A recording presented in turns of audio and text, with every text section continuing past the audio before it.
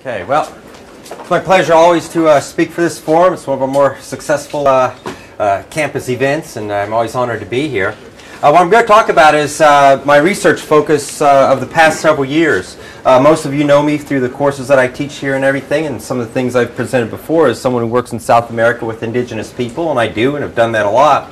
But in the course of doing that, I've developed some models of conflict that have generalized to more contemporary phenomena such as terrorist recruitment and radicalization. And recently I published something in American Anthropologist, and so really what I'm going to do here today is talk about the research findings that I just published this summer.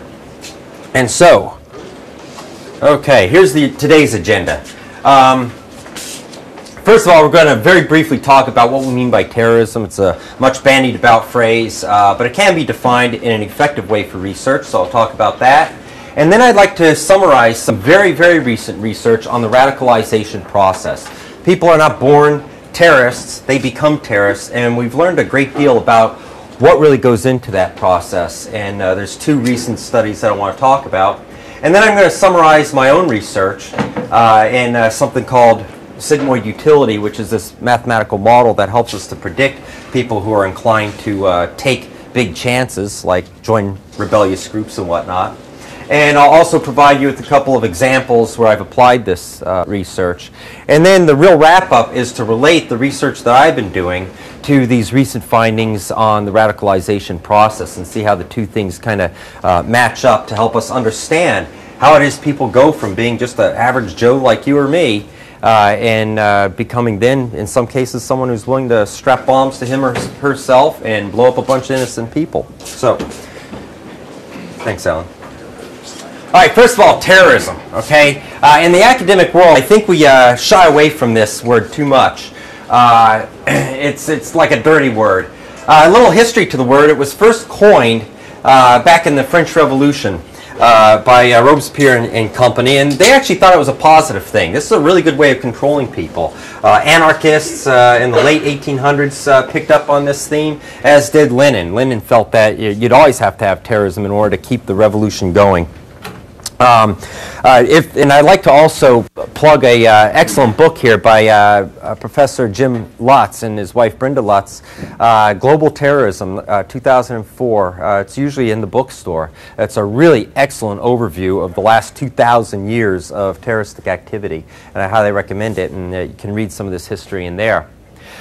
People are fond of saying one man's terrorist is another man's freedom fighter. That's a really terrible cliche. That's really not true. Terrorism refers to a particular thing.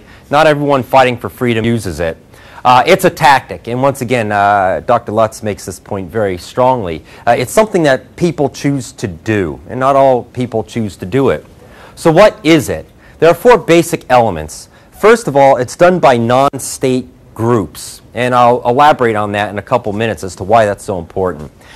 Second, the targets are non-combatants. That's the whole point. You want to kill people that aren't combatants, that are somehow perceived as innocent or not caught up in the fight.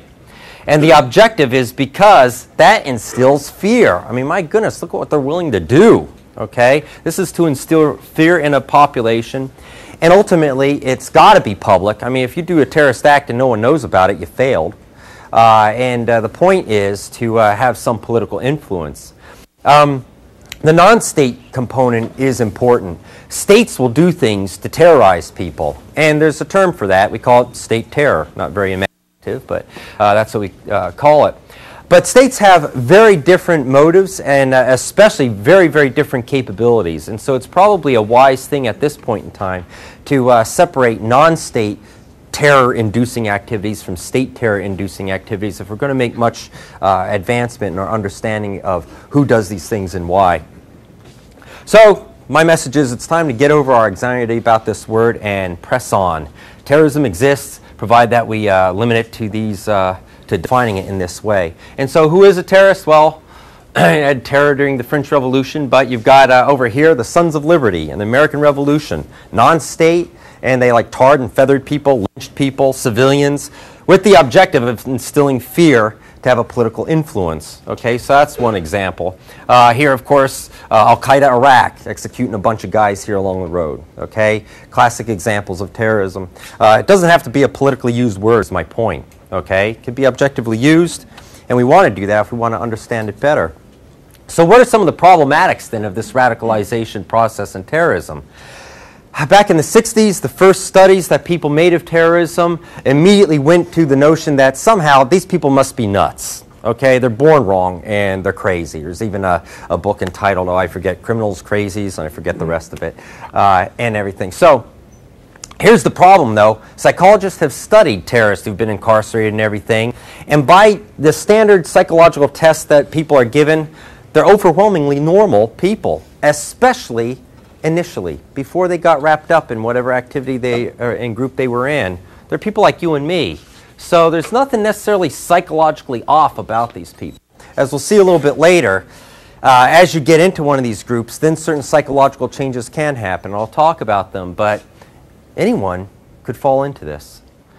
Here's another thing. Standard kind of Marxist analysis. Well, revolutions occur because the masses have got to throw off their capitalist oppressors, and terrorism is done by people who are in some form of rebellion. So, you know, those two go together. But most terrorists are not the poor masses. Most poor masses don't rebel. Most people we consider terrorists, bin Laden, this is Ulrike Meinhof from the 70s, they came from well-off backgrounds. So our standard kind of social science theories that we use and that policymakers always use to explain terrorism don't work. I mean, they're really seriously flawed. So we need some new way of analyzing this. Another thing that people will talk about, well, boy, we need to get more education out in the world so people know not to do this. Most terrorists are well educated. Predominant number of them are like engineers. Don't know what's up with that. But Muhammad Atta, he was an agricultural engineer who actually worked, I did a thesis on Middle Eastern archaeological sites. So, geez, he's almost one of us. So there you go. The education doesn't seem to be the problem. And so the real central question is, how does a psychologically normal, well-educated, middle-class person with the future, an average Joe, become a person willing to kill innocents, or even more puzzling, become willing to commit suicide to kill innocents? And I see this guy over here standing with his mom there. He's a pretty good-looking guy and everything. How more well-adjusted can that be? Does anyone know who that is?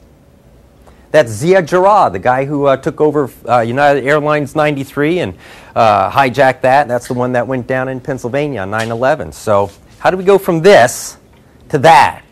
That's what we need to figure out if we're going to have any understanding of these phenomena. Let's see. Okay, so this brings me to studies of radicalization. The NYPD has an excellent kind of counterterrorism task force, and they do a lot of analyses. And they just released a report, and you can get it on the web here. There's the address. I can send it to anyone if you want to email me. I'll send you that link. It's a really good example of abductive scientific reasoning. They recognize that there's a research problem out there, something they don't understand. And so this is my phrase for it. They did what you would call forensic social science. They went back to previous things that happened, and they looked into the backgrounds of the individuals to try to figure out what conditions brought this about. And they looked at 5 foreign cases: Madrid bombings in 2004, the London bombings in 2005, and then several other incidences that were thwarted. And then they looked at the data, looked at the backgrounds of the people, how they went through this process of radicalizing, and they formulated then a radicalization process. There were certain regularities that they found, so they proposed a process. Then they went back to 5 U.S. cases of thwarted cases of terrorist activity, and then they tested the framework on that. They looked at these U.S. cases and they said, does this fit? And it did. And then at the end they applied it in the report to the 9/11 hijackers. It's a good piece of science. And what they found was the following. There's kind of a radicalization process, and I also have put up a very rough timeline here. There's 4 stages, they argue. There's the pre-radicalization phase. This is where you start out with psychologically normal, ordinary, everyday people. But one interesting thing is they're often familiar with some environment of others' poverty or oppression. And this often happens in what we call diaspora communities. All right, immigrant communities come maybe from the Middle East into Europe or the U.S., especially Europe. And so they're familiar with things like discrimination. So they might be doing pretty well, but they're not doing as well as the natives. All right, so this is one of those background issues. And predominantly 15 to 35-year-old middle-class Muslim males. Here's another thing, not necessarily religious.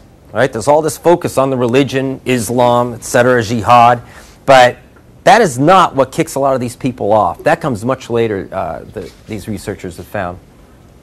One other thing I'd like to point out is this is a process that ultimately focuses then on jihadist-type radicals, but I think it probably generalizes to a lot of different kind of radical movements, but their study focused in on the jihadists. All right, stage 2 is self-identification. And the first, my only quibble with their framework is really this first thing, personal crisis is a transition between stage 1 and stage 2. People that get attracted go through some personal crisis. It's often loss of a job, a thwarted ambition, right? You just got out with an engineering degree and no one gives you a job. You're overqualified for everything and you start feeling like life is really unfair. Loss of loved ones, deaths in the family, and in some cases, criminal past is not common, but it does happen, and incarceration can often be kind of a trigger, they find as well. Being in prison is not pleasant. What happens is these individuals start searching for a meaning in life, okay? And they basically start shedding this former existence that they had as kind of your ordinary person on the street. And here's where an element of chance probably has a lot to do with things. They happen to bump into some jihadists. Could have been some other people, like Est followers or something. Remember that from the 60s? Maybe not. But you know, they find some people that have some similar gripes, and then they start hanging out with them. Sometimes these are in mosques where radical ideas are being discussed. Very often it's not. It's like internet cafes are a hot place for hooking up with fellow future radicals, even bars. But the key thing here is in this self-identification, you start shedding an old identity and taking on a new one. This can take years. Both of these processes can take years. And the NYPD report has got a wonderful graphic at the end that actually shows like timelines of how these processes occurred for different terrorist events that they analyzed. It's a really, really nice and very compelling graphic. Once you get into indoctrination, stage 3, now things are getting pretty hardcore. This is where you really get familiar with a jihadist ideology and you start to adopt it and embrace it. And this is also where, and this is very important, where your ties are now predominantly with people in this network. These are the people that you hang out with all the time, and you've really cut your ties with the rest of the world. And this is very important because this leads to a lot of groupthink and a lot of self-reinforcement of ideas that sometimes don't have square very well with reality.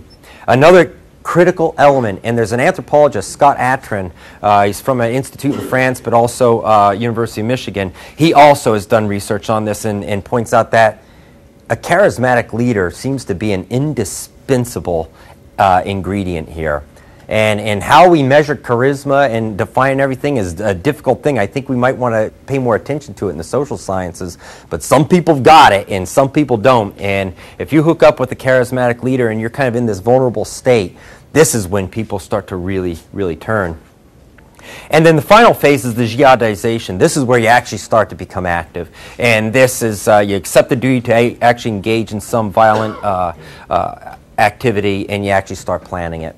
And then it stops there because you know, some people at that point get picked up, incarcerated, and whatnot. They don't necessarily carry it out.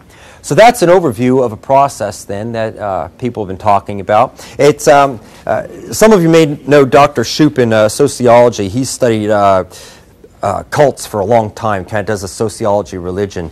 And lots of things that he and I have discussed over the many years that we've both been here actually are somewhat similar to what these people at the NYPD research found.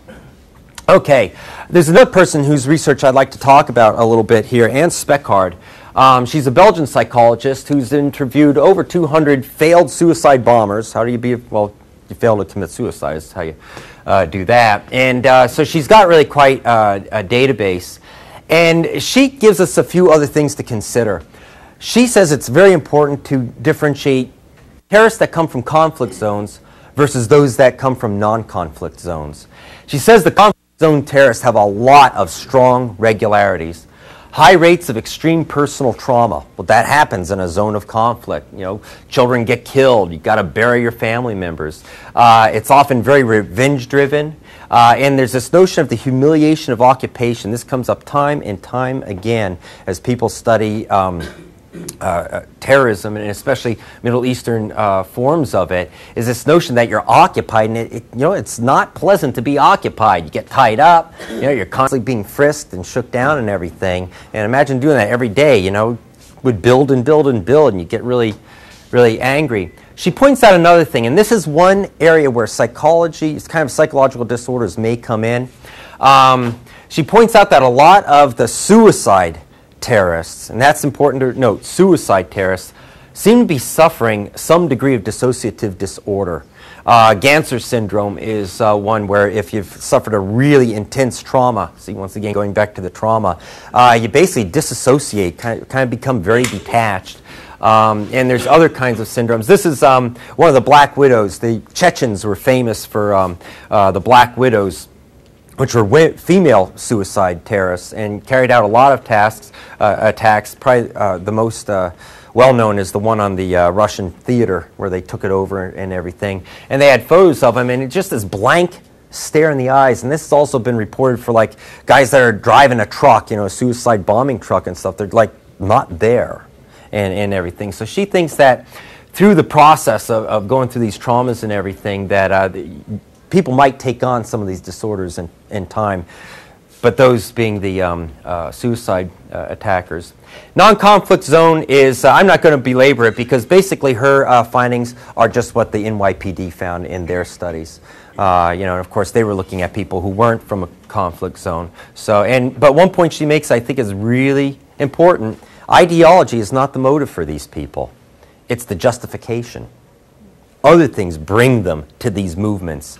They radicalize, and a lot of what drives them to do these things are relationships with other people, pre-existing gripes that they have, grievances. But the ideology usually comes in after the fact as the justification for why killing people is okay. I think I'll skip this here just to keep moving along.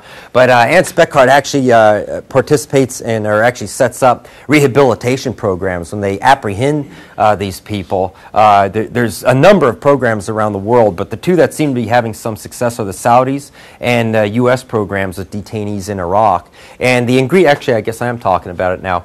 The ingredients for successfully getting these people back into society is you give them like real Islamic religious training from like real scholars. People actually know something about the Quran.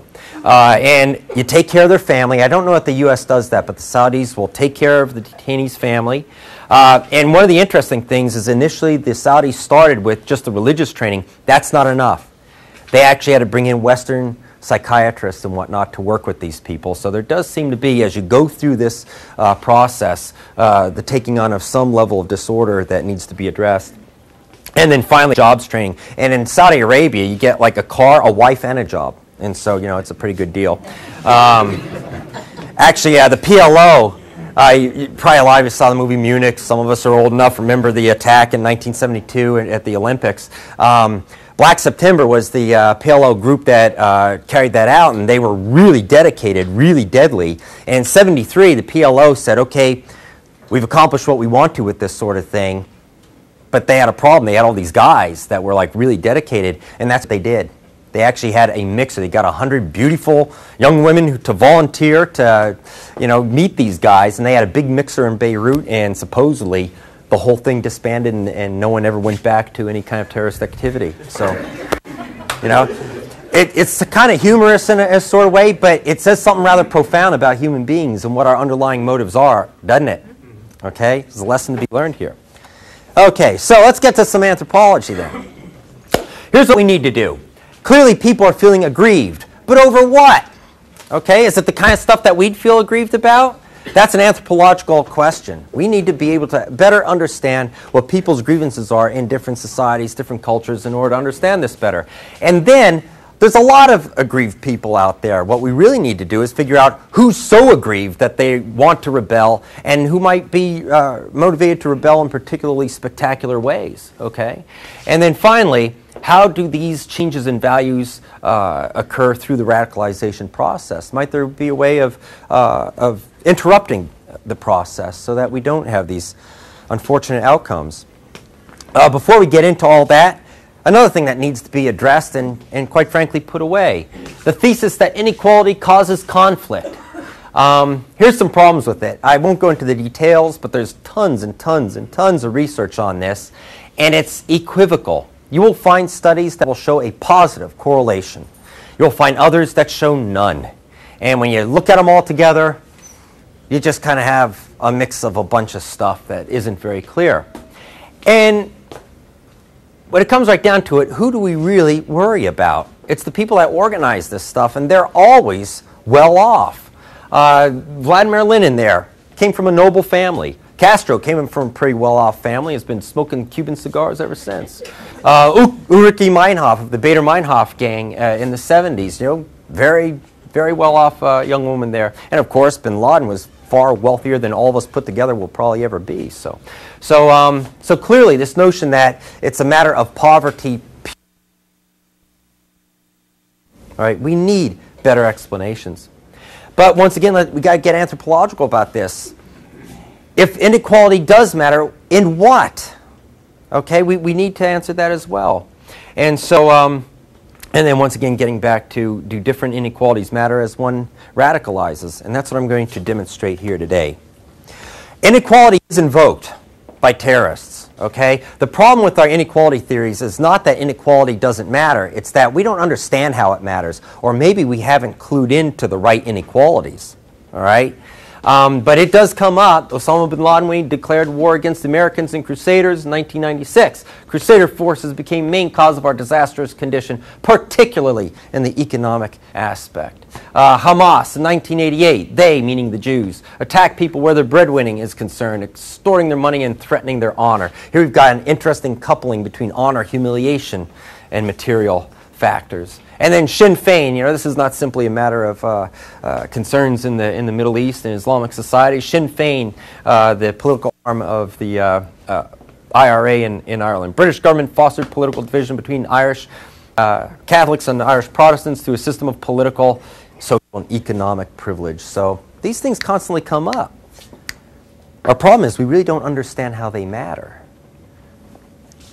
Well, here's an attempt then to try to figure out how these things do matter. Signal utility theory, it's been around since 1948, but it really wasn't operationalized, put into some framework where you could actually use it, and that's what we've been working on here. It starts with a very anthropological premise. People are concerned with social status because status confers value to people, and people are concerned with status in all human societies. Social statuses can be measured in culturally specific ways. Right? If you're in New Guinea, the number of pigs you have and the size of your yam storehouse are how you convey your status. If it's Fort Wayne, it's, I don't know, driving a red sports car or something like that, whatever you're into. So these need to be, we need to be sensitive to cultural ways that status is measured. And here's the key. People take chances when they can potentially gain in status more than they would lose. And this is a simple diagram that shows from the lowest ranking person to the highest ranking person the value of their status. And what we typically see are these S-shaped variations as you go from lowest to highest. So you get these plateaus. Those are like classes, like a middle class here. All right? Let's say you're here in between two classes, elite and middle class. If you win by taking a chance, you go up to the next class. You are fundamentally a new kind of person. If you lose, well, you're still the same kind of schmuck you were, just a little less well off in terms of how you're valued by other people in society. So you take the chance. There's very little to lose. Okay? That's the idea behind this. The next slide pretty much shows the same thing, but I've done these analyses in dozens of different kinds of societies, Western, non-Western, tribal, you name it. And what we almost always see is a variation like this. You go from the lowest ranking person to the highest ranking person, and you get an overall kind of exponential increase like this. So the elite have a lot more than everyone else. And you usually get a big plateau in the middle, a kind of a big middle class, and then you get a small tail like this. And the key here is those individuals who are in these concave upward sections, those are the ones we expect to take chances. And look, it's not that many people in society. It's some people here at that cusp of going from kind of upper middle class to elite, and then a small segment down here of particularly aggrieved individuals. Most people who are very poor, you never hear from. Okay? So that's the general approach. There's a mathematical measure that we derive from these curves called an Arrow-Pratt measure of risk aversion, and when it's negative, that indicates a person's going to take a chance of some sort, and we'll come back to that in a few minutes. Next slide here just shows you a few graphs. We always get this S-shaped variation. It can be your success as a hunter in a hunting-gathering society. It can be how many pigs and cowrie shells you own in a New Guinea tribal society. It can be the amount of labor that went into building your fancy house in an ancient Mayan kingdom.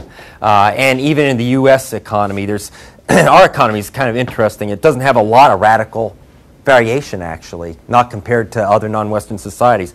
But still, there's a sigmoidal, not just exponential, but actually a sigmoidal pattern to that as well. It's highly statistically significant. Incidentally, in this ancient Maya case, the king was deposed in 822 AD, and through hieroglyphics, we pretty much know which households were responsible, and they were right in here. They're right there, so fitting the model nicely. Seems to be a pervasive pattern. How do you know that it's the nobles that had that particular value that puts them there? Oh, in the Maya case? Well, or any case, how do you, are you going to talk about the algorithm you use to calculate this? No, because this part's actually very straightforward. Okay. What we have here is, this is a simple ranking of the poorest guy in this tribe to the wealthiest guy. And in this particular tribe, they trade so much, they actually have a trade bead equivalent for all goods. Like a canoe is worth so much, a wife is worth so much, a pig is, and so this is just converting that all to bead equivalent wealth and then just drawing the graph. So there's no real algorithm involved for that. Okay? In the case of your hunter-gatherers, yep. To me it looks like it doesn't work, particularly down in the lower left-hand portion of it, because you're way away from your predicted. Compared to any other kind of curve you could fit to this one was highly statistically significant and significantly better. And so it kind of swoops up here, and then you've got a little plateau here, and then you've got a few good hunters. That's just the way the curve got drawn, basically. But yeah, that's I forget the exact p-value, but that actually had a very, very tight fit. Okay. Anthropology, value, and social status. Just talk about this a little bit more. I already mentioned about the negative Arrow-Pratt risk sensitivity measures. Okay, that corresponds to some form of risk-taking. Now, measurable forms of social status include a lot of things. First of all, things like monetary wealth, income, those always have some role to play. All right, we don't ignore that. But then there's other cultural specific forms of wealth. It could be the size, I've done a lot of my research in pastoral societies where the size of your herd is what matters most. It could be agricultural land access, possession of arms.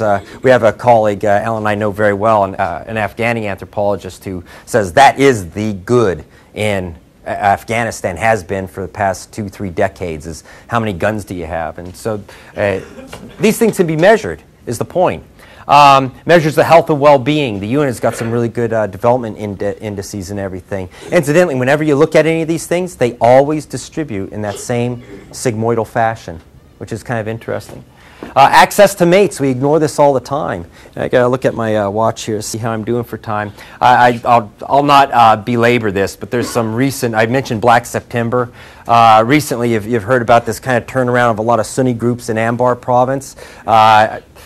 I'm running out of time, so I won't go into the details, but that also was over, actually a breakdown in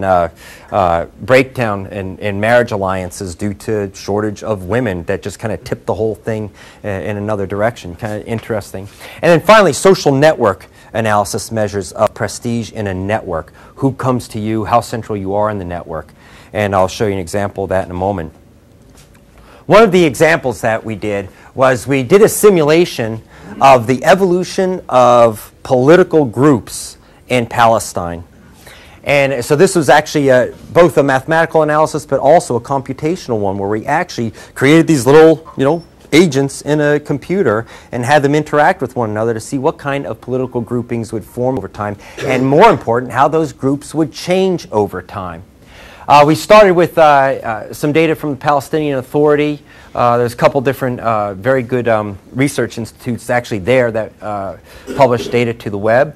And we start with initial values of, in this case, income, just for a place to start. And you'll see it distributes in this classic kind of sigmoidal fashion. And then we use that to derive these risk sensitivity values. And the ones that are negative are in the negative zones here. These are people we expect to take risks. A couple patterns here. First of all, you notice most people in Palestine are in a negative area. That should tell you something. But those that are most risk prone, I love this. People down here in this lower segment of society, and look here, people up here. A lot of these people were in publishing and business. If that's not a formula for social unrest, having your media and your poor disgruntled, that you're going to see a lot of unrest, both directed at Israel and, of course, as we've seen recently, tremendously directed within Palestinian society. So this is where we begin with the simulation, with the data from the real world. And then people are going to join up with one another based on their likelihood to join a group, which is correlated with how risk-prone they are. But there was another element. When people join groups, they start having an allegiance to a group, and we need an algorithm that would mimic that. And so we turn to small group social psychology, and people have been studying this for a long time. Extremist groups do several things very systematically. Hey, people from the 60s, who is this? Manson. Charlie Manson, okay, and the Manson family. You isolate people, okay, so you had his little ranch there. You create dependencies, so people not only are isolated, but now they need the group. And this then starts to have people alter definitions of reality. You get a lot of group that goes on. Why? Because all you ever have to talk with are one another. And people can really be very self-reinforcing that way. And another thing that we see, and Scott Atran, an anthropologist, points this out, a lot of use of kin terms. Okay, we're all brothers in this, and brothers and sisters and everything. And so what happens is we start seeing a shifting of the values of the members from whatever they were before to some kind of shared group set of values. The result then is increasing group solidarity, increased focus and security for the group. But there's actually a downside. If you do it too much, then people in the group don't know anything about the outside world, and they become ineffective very often. Kind of an interesting, unexpected consequence. So we added an algorithm that did exactly this, and maybe in question and answer, if anyone wants to know exactly how it worked, I can go into that. And here's just, the indoctrination of the young. That's a Palestinian Islamic Jihad kid and a bunch of Hezbollah guys down here, just kind of exhibiting these sorts of effects. Okay, first set of results. This is a diagram of the distribution of wealth that evolved in this simulated community. And then there were three highly risk-prone groups where the average degree of risk-proneness of the group was very high. And the first lesson that we take from this is not all terrorist groups, simulated or otherwise, are alike. This group number 3 here was pretty much an elite group from the upper half of society, but very risk-prone. Group number 20 here, very broad-based. Okay, group 63 was. Let's see, which one do I have? Yeah, group 63 here was more a populist one, spread throughout society, but lacking some of the more elite members. And this is important. We always talk about the terrorists. Well, who are they? What are the groups? What are their gripes? Where did those people come from? Whenever you really dig into the data like that, you start finding a lot more variety in these groups. Not all groups are alike, so if you're going to deal with any of them, that's something you want to know up front. Here's what we really get out of using computer simulations. We can generate histories, virtual histories, mind you, but histories none the same. And when you do that, you find out that not only are not all radical groups alike, but they will change over time. And so what we have here is, let's see here, number 3. Let's do number 3 first of all. Very risk-prone, probably very much like the old PLO, and maybe like Palestinian Islamic Jihad today. That's the PIJ symbol there. This one here, Coalition 20, is very kind of Fatah PLO-ish. Starts out very risk-prone, but then goes through a transition. And this is just what we see, both in reality and when we do simulations, and becomes all of a sudden a group that is much more reasonable. You might say working with the political process. And then other groups, for instance, this one here, 63, they pretty much always stay quite risk-prone, stay pretty low here on the graph. Maybe something more like what's happened with Hamas. A lot of people are hoping that Hamas gained some political power. They might go through a transition like this, but it didn't, probably for some various reasons. Okay. Now, those are virtual results that kind of look like reality. It'd be really good if we could match this up with some real people. And fortunately, we were able to do that. There's a really good database on both Hamas and Palestinian Islamic Jihad individuals and their personal backgrounds. And we were able to correlate categories of poor, average, well-off, and very well-off income with the data that I used and with the data from this study, which was originally done at Princeton. And we found the following pattern. The blue are regular Palestinians, Palestinian in the street. And about 30% are in this poor category, about almost 50% are in the average income category, and you can see it goes down to almost nothing for very well off. The red are Hamas, Palestinian Islamic Jihad folks. And look, they're quite different, especially there's a very low representation from the poor in society. They're roughly equivalent to what you would expect for average component of society, but there's a real strong representation from the well-off and very well-off in these groups. And that's just what we found in our simulated terrorist groups. The same thing evolved in those simulations. So combining the sensitivity to risk along with some of these small group effects seems to produce the same groups that we know to exist then in reality. So we think we're getting to something here. Not everything, though, is as measurable as your income or your number of sheep in your herd, okay? But there's other ways that we can measure what matters to people. We started out much earlier today talking about how prestige is a very important good to people, how you're regarded in your society. Sociologists and mathematicians figured out ways of measuring that. We call it social network analysis.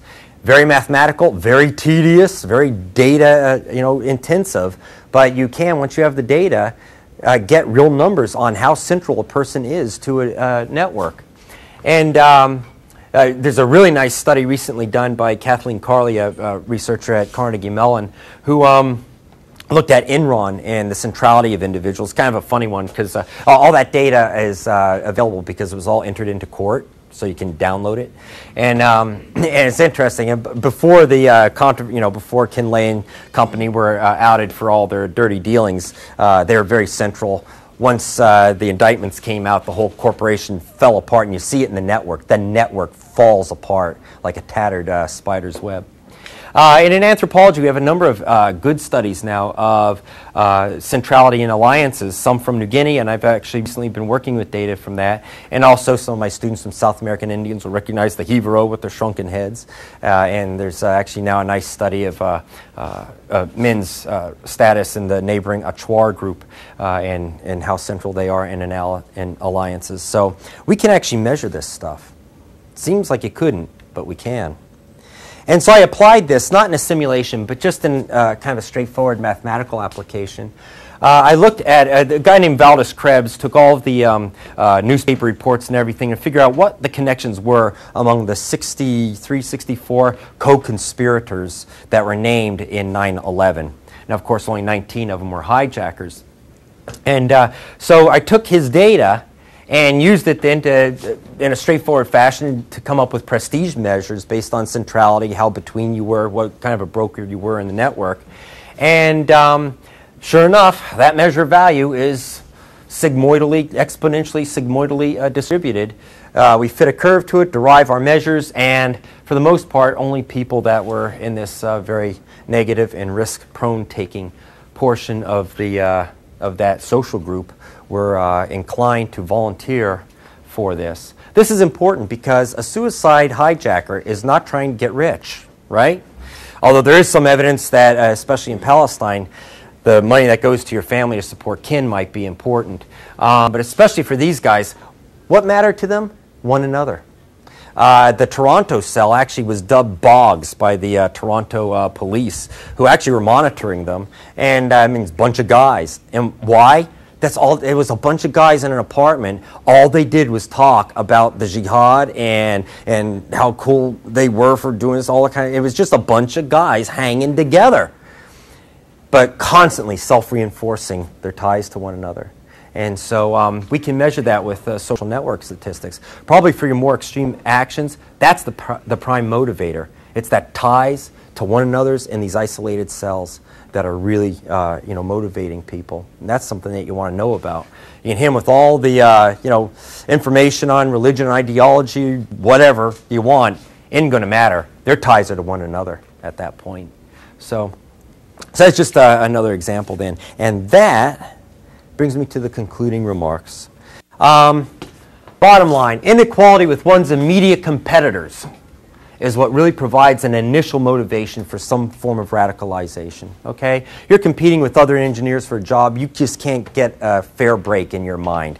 That starts you off, okay, or something like that. We have to be sensitive, as always, to culturally defined measures of social status, and that's where anthropology comes in more. But this frustration that comes at this relative deprivation, and let's face it, you and I are relatively deprived compared to, who's the Microsoft guy? Bill Gates, right? Are any of us all that bothered by it? No. But you know, the person in your place of work who got a higher raise than you did and didn't do any more, that's the thing that keeps you up at night, right? That's what I mean by this locally motivated kind of competition.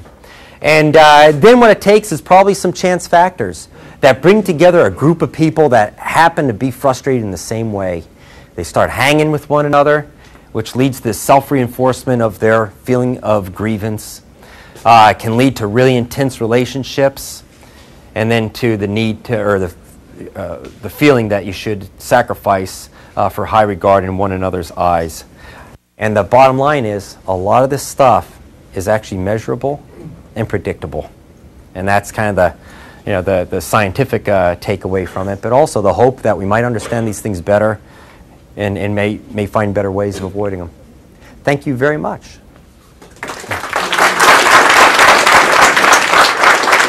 Yes.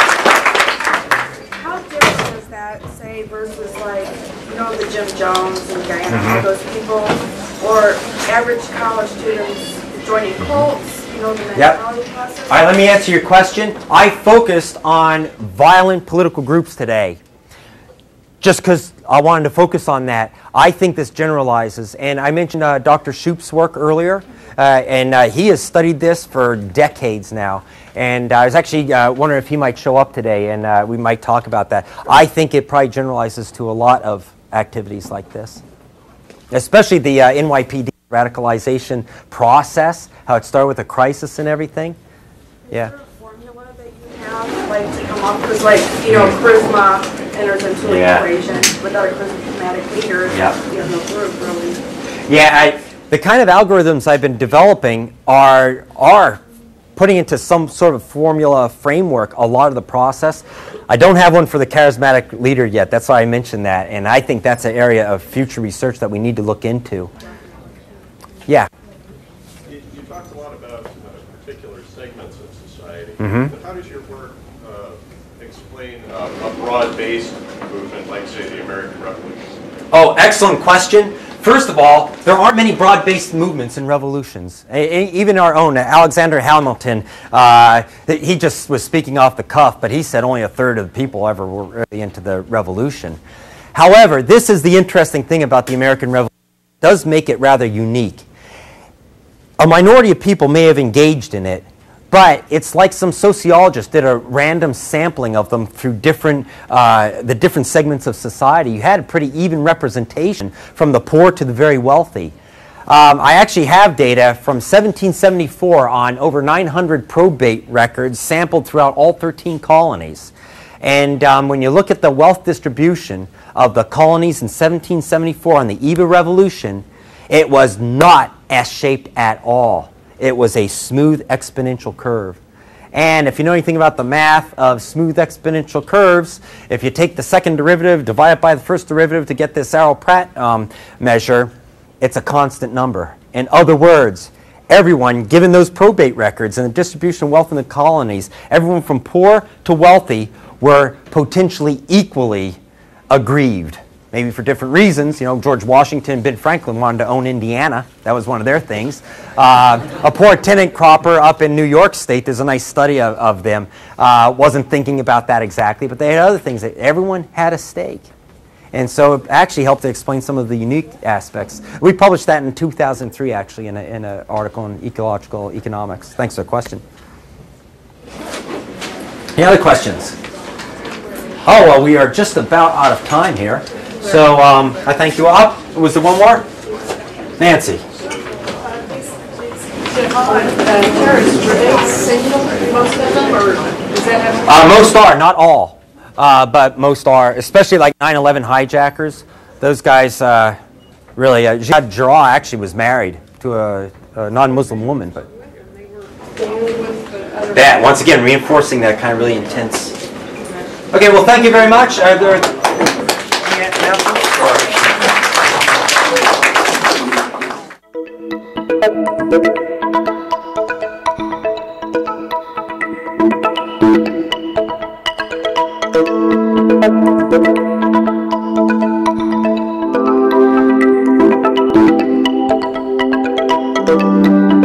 Thank you.